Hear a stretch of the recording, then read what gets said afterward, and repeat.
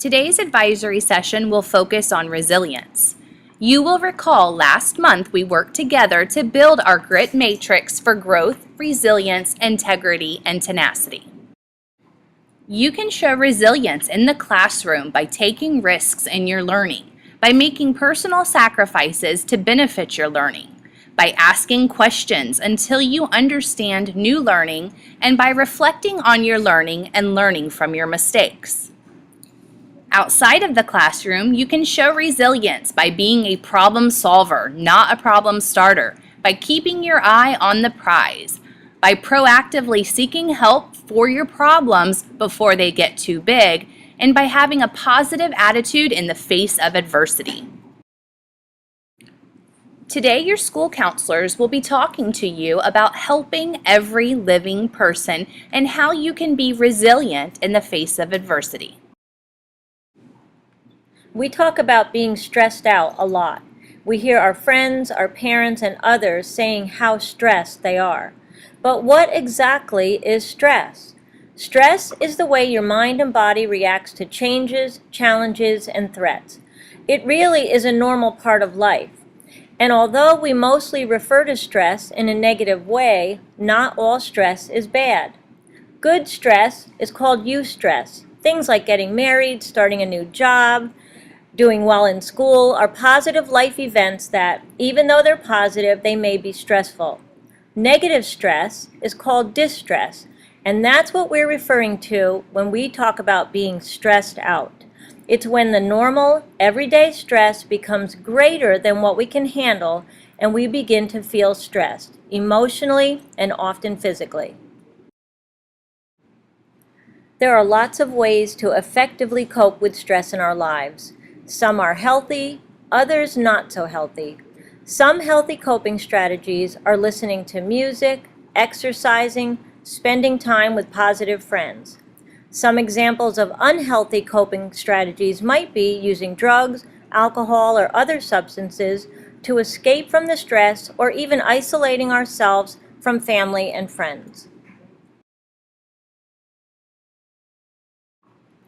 What exactly is depression? It may feel like an emotional thing, but it's also a chemical thing as well. We might feel depressed when we suffer a loss or a big change, and then we feel better over time. Chronic depression, though, is a chemical imbalance in our brain, and it's really hard to just get over.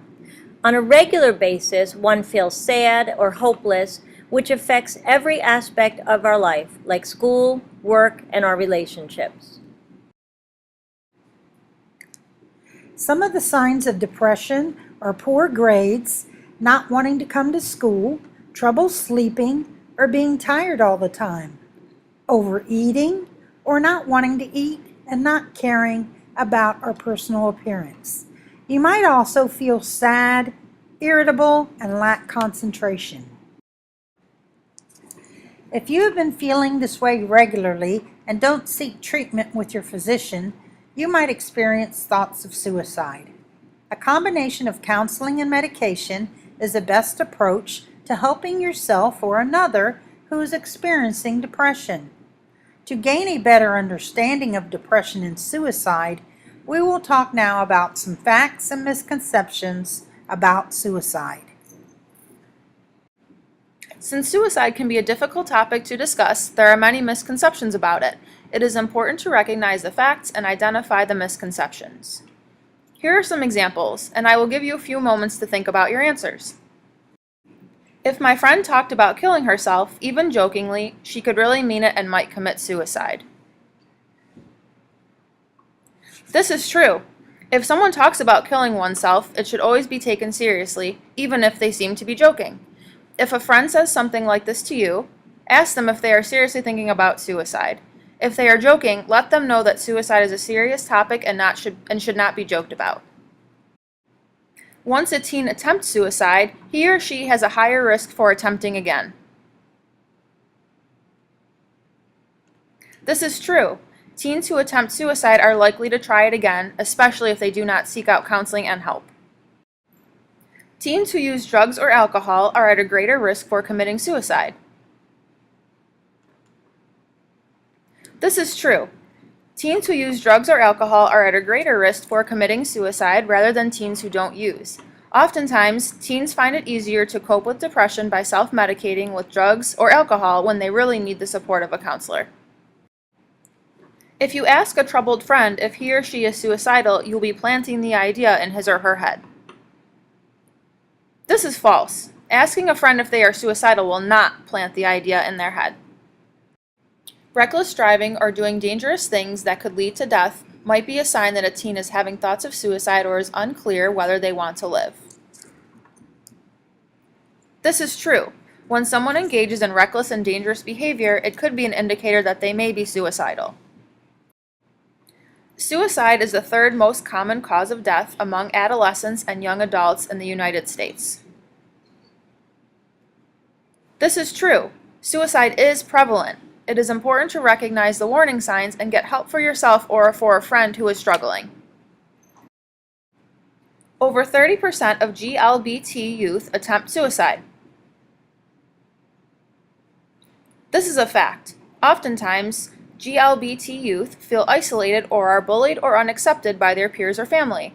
This can lead to depression or thoughts of suicide. There are no warning signs before suicide takes place. This is false. If someone is thinking about committing suicide, there are warning signs such as making comments about dying, giving away personal possessions, not caring about the future, or even having a plan of suicide in place. Once a teen is suicidal, he or she is suicidal forever. This is false. There is help out there that is available. If you are feeling depressed, seek out help. If you believe a friend is suicidal, ask them if they are thinking about killing themselves. It may be uncomfortable, but you have the power to save a life. Risk factors for suicide do not define someone as suicidal, but these are concerns that can be very difficult. They should be considered as a red flag that this person may be struggling with something tough. If someone is presenting as suicidal, having access to guns, a nature of acting impulsively, and/or a perception that they have no one to talk to, they would be more likely to attempt and die by suicide. Most people that feel suicidal have underlying issues on top of the other risk factors we discussed that make those tough life events harder to cope with. These include mental health concerns, abuse and/or bullying, and alcohol or drug problems.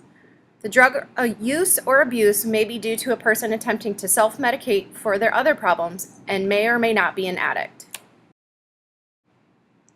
To be considered suicidal, a person does not have to attempt. It may also include thoughts or creating plans for suicide. There is a continuum of suicidal behaviors, and a person may vary where they are on that continuum at any point. Just as there are risk factors, people may also have protective factors. These make it less likely that a person may attempt or die by suicide. Protective factors include having effective mental health care, positive connections with someone, and the skills and ability to solve problems. Even if one doesn't have the skills and abilities to cope, they can be learned, and that is a big part of what counseling can provide them. The goal is to work towards resiliency. There are always going to be problems that we face in life, big and small, but it is how we choose to adapt to these that determine a person's level of resiliency. Resilience can be learned.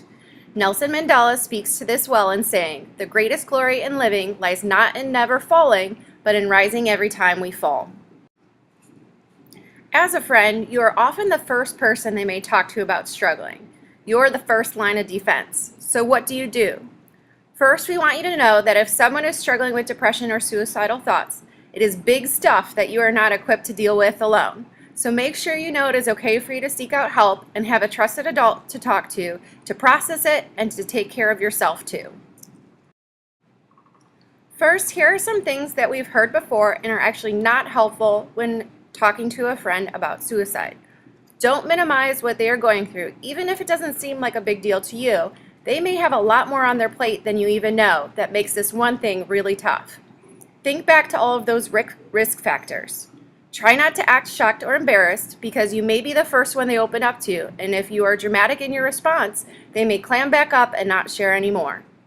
Do not challenge or debate them about whether or not they should act on their thoughts of suicide, as they are already struggling and will feel judged for their problems. Finally, don't offer harmful advice or encourage unhealthy coping skills. These often make the problem worse, or at best, will push it aside for the moment and can feel worse afterwards because the issues and thoughts are unresolved. Here's what to do in 3 simple steps. Show you care, ask the question, and get help. Whether you're concerned about your friend or they share something with you, let them know you care about them and you're worried about their safety.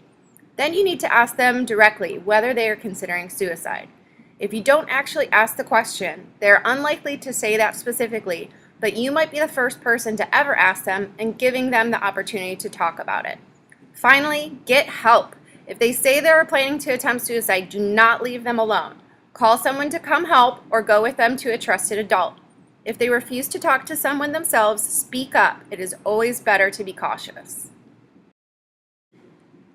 There are many resources available to you and your friends, both within and outside school, to get you help. Today, we will have you identify one adult at Ridgewood who you would be comfortable going to if you are concerned about a friend or yourself. Remember, it can be a teacher, administrator, custodian, coach, club advisor, or of course, your school counselor. If you would like to be part of helping to bring awareness to the need for suicide prevention, join us for the Pasco County Out of the Darkness Walk on November 5th. See your school counselor or Ms. Clokey Chenard for more details. Remember, you can be a lifesaver. Help each other become resilient.